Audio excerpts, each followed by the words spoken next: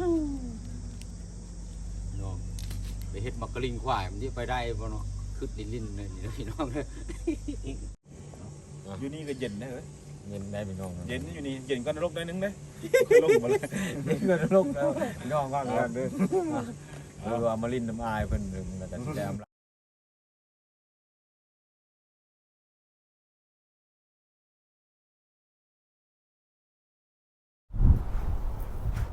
สบายดีพี่น้องสุขุสุคนมื้อนี้บ่เสงอยู่ที่บ้านหน้าบ่อเมืองซีโปนเด้อพี่น้องเด้อทางหลังบ่เสงนี่เป็นภูเขาพี่น้องเป็นภูแต่ว่า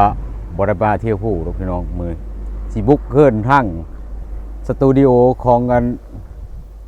ทีมงานอยู่หน้าพี่น้องเพราะว่าบ่เสงลงไปย่างตลาดพ่อกับอันพ่อบ้านดองเพิ่นเพิ่นเลยมาลิ้นน้ำเนาะพี่น้องบ่เสกจะมาลิ้นน้ำเพิ่นอยู่ไรบังเอิญได้พบพ่อกันมื้อนี้แหละอันสิได้พ่อเพิ่นโอ้ยเลาะหาทางเฮานี่ก็เอ้ยพี่น้องเพิ่นอยู่ลึกลับรอ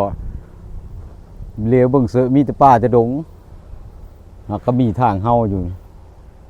ฝากพี่น้องชมเบิ่งบรรยากาศทางเฮาสตูดิโอเพิ่นนี่พี่น้องมีทางเข้าไปสตูดิโอเพิ่นเนาะ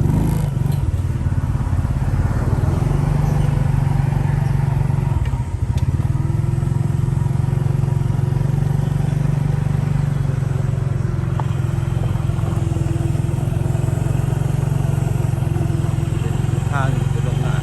แต่บ่รู้ว่าเป็นโรงงานฮะ โรงงานสังกะสี โรงงานสังกะสีนี่หน้าผมบ่นี่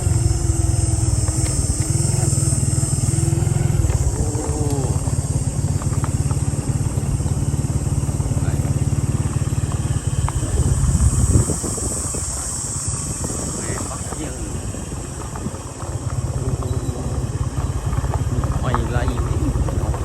มีเสาไฟ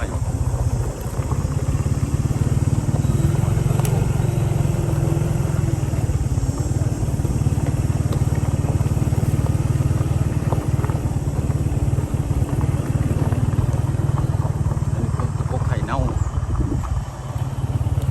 ตกไข่เน่า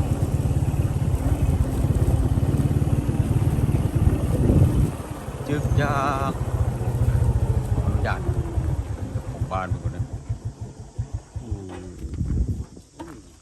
การดูกระเบิดครูโคโลสีกรูเกเดใส่เด้บ้านนี้ว่าเอาตรงพี่ป่ะตรงพี่ได้เนาะโอเค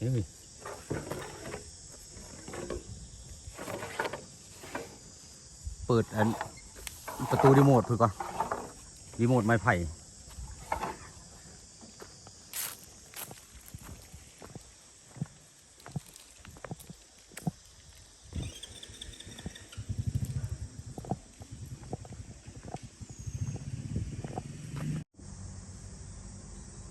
พี่น้อง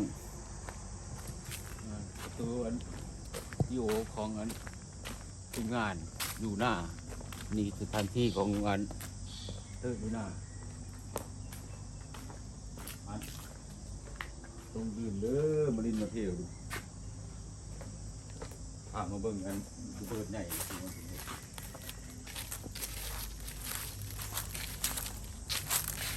ที่จักบอนเลยนี่500 ปอนด์ กับ500เนาะ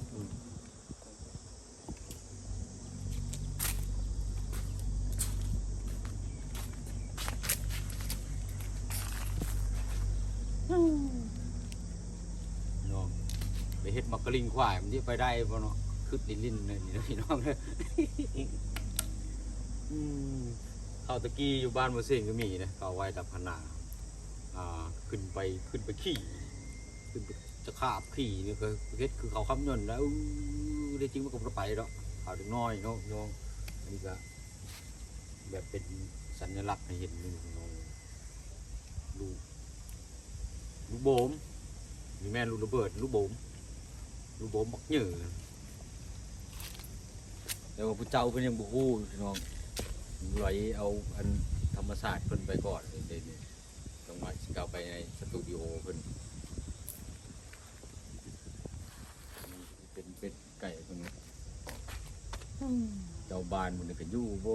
เนาะคือชีวิตซอยมอย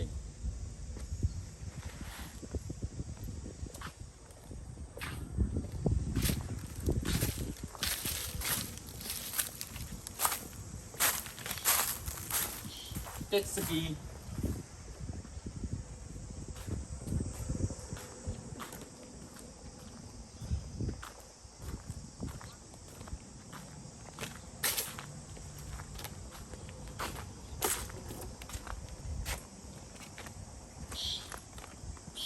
นั่นตองนกห้องแก่ๆกากๆโอ้นกเป็นเล่งเนาะโอ้งาเพิ่นนกอายเพิ่นเล่งไว้เป็นคนฮักธรรมศาสตร์โอ้เสียงก็เดียวเสียงปะขนมันจะเสียงนกว่าวหลังจากผ่าสมลูกโบมลูกระเบิดวอมสถานที่ของเถื่ออยู่นาแล้วก็สิมุ่งหน้าเข้าไปสตูดิโอของทีมงานอยู่นาแต่ว่าเสียงมักการหักสัตว์หักธรรมศาสตร์ของเพิ่นเนาะเพิ่นสิเอานกมาเลี้ยงไว้นกเพิ่นนี่เว้าเป็นเด้อพี่น้องก็สิเห็นหลายโตอยู่แต่ก็บ่ฮู้มันเว้าหยังดอกบ่เสียงก็แวะเบิ่งถ่ายเบิ่งแล้วก็พาพี่น้องเข้าไปที่ว่าสตูดิโอของทีมงานอยู่น่ะไปก็โอ้กว้างใหญ่โซนเพิ่นกว้างใหญ่เพิ่นอยู่แบบสงบงบเงียบพี่น้องสิมี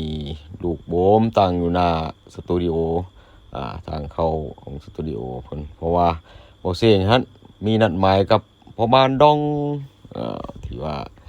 ได้ประจบพบพ่อไอ้ดองคนนั้นให้บ่เสียงนี้มาลิ้นนำทีแรกเพิ่นว่าสิมาลิ้นนำบ่เสียงพอไปมาเพิ่นให้บ่เสียงนี่มาลิ้นนำเนาะมาก็เจอน้องเพิ่นก็ทักทายสบายดีทางซ้ายและยิงพิเศษสุดพี่น้องก็คือว่าบ่เสียงเว้าไปหั่นคือพ่อบ้านดองหรือไอ้ดองเพิ่นเป็นอ้ายฮักที่ว่าเพิ่นนิสัยใจคอโอ้ยดีๆเป็นกันเองพอมาฮอดมาถึงแล้วก็ก็บ่เสียงก็เคยพบเพิ่นอยู่แล้วก็เคยโทรโทรล่มกันอยู่แต่บ่เคยว่ามาเล่นมาเที่ยวนํเป็นทางการเลยก็มื้อนี้เป็นโอกาสดีมื้อเลิกงานยามดีสำหรับบ่เสียงและอายเพิ่นเนาะมาเพิ่นก็โซนโซนล่มโอ้ยมันใส่ดีๆเด้น้องเพิ่นก็บอกว่าอยากเห็นอยากหยังก็ถามมันอายมาได้เลยเพิ่นบ่เสียงก็โยก็บ่เป็นฝากเป็นถามเพิ่นเลยแหละเพิ่นก็สิเว้าบ่หยุดบ่ยั้งในไอ้ดองก็ได้เพราะว่าเพิ่นคือว่าแล้วเพิ่นการปากเว้าบุคลิกการท่าทางเพิ่นโอ้ยดีๆๆเก่งๆเพิ่นเว้าสุดตั้งสุดต่อแย่ล่มกันก็ส่วนหลายก็สิเป็นเรื่องเกี่ยวกับทำคลิปทำช่องแหละพี่น้องเพราะว่าบ่เสียงก็มาขอประสบการณ์นำอายเพิ่นเนาะมาขอความรู้ฝือบ่เสียงนี้ไปพัฒนาช่องพัฒนาตัวของบ่เสียงเองนี่แหละพี่น้องมามาล่มกันก็เพิ่งเติบพอสมควรอยู่ได้พี่น้องนะอายเพิ่นก็ล่มจากเรื่องประสบการณ์การเฮ็ดช่องทำซ่อมช่องจากจุดนี้ไปหาจุดนี้เพิ่นก็อธิบายให้ฟังวิธีการเฮ็ดช่องจังซั่นจังซี่แล้วก็เพิ่นสิเว้าเพิ่นสิล่มเกี่ยวกับโปรแกรมของการที่เดินทางไปทำคลิปทำช่องของเพิ่นนั่นแหละแล้วก็ทักทายสบายดีไปตามภาษาคนที่ว่าทำคลิปทำช่องแต่ว่าอ้ายเพิ่นนี่เป็นคนออกแนวแบบตลกแล้วพี่น้องเว้านี่เพิ่นบ่ได้ให้ซีเรียสเพิ่นบ่ได้เว้าแบบให้แบบว่าเพิ่นเว้าให้มีอารมณ์ขมขันไปนำพี่น้องเว้าแบบทักทายกันแบบสไตล์แบบกันเองเลยพี่น้องแบบ คล้ายคือแบบคนเฮาแบบเคยพบพ่อกันมาแต่หึงหรือว่าสนิทสนมกันแล้วเนาะแบบนั้นวิธีการปากเว้าของเพิ่นบ่เสียงนับถือกันถือว่าเป็นกันเองเลยพี่น้องก็เพิ่นก็เป็นอายผู้หนึงที่บ่เสียงให้ความเคารพและนับถือ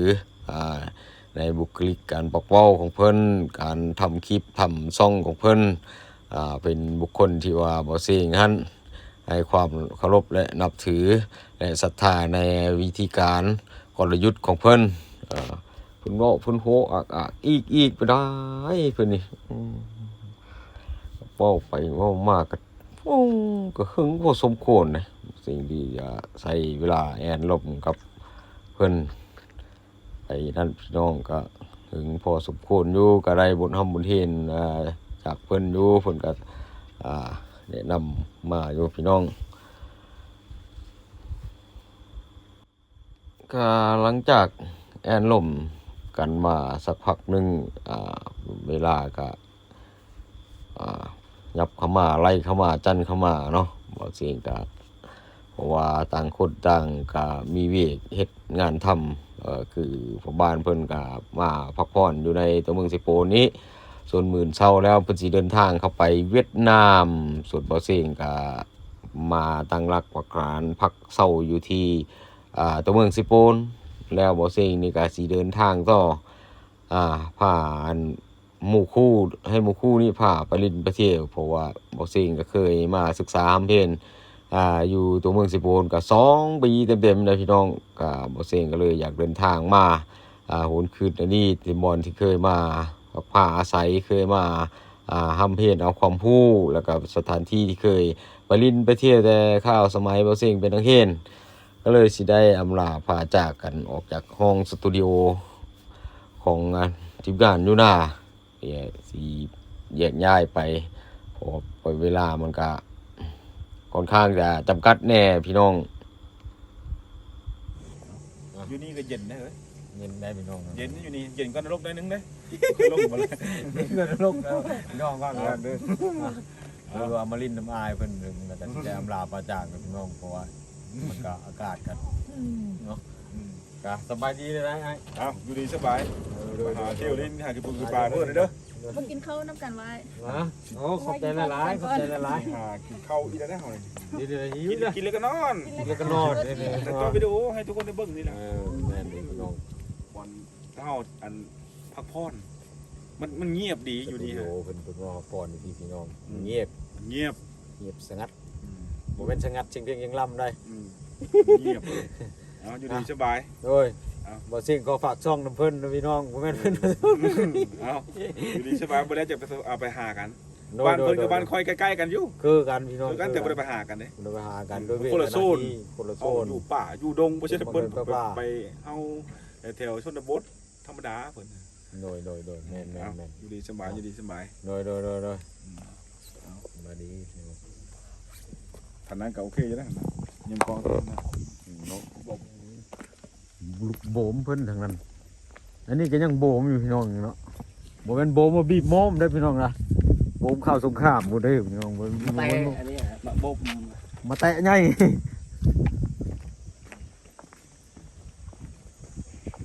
ติดกับทุ่งนา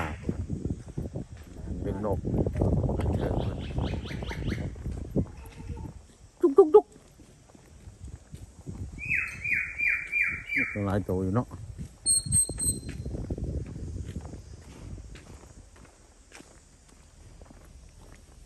โอ้ก็เกาะกันเด้เนาะมักใหญ่พี่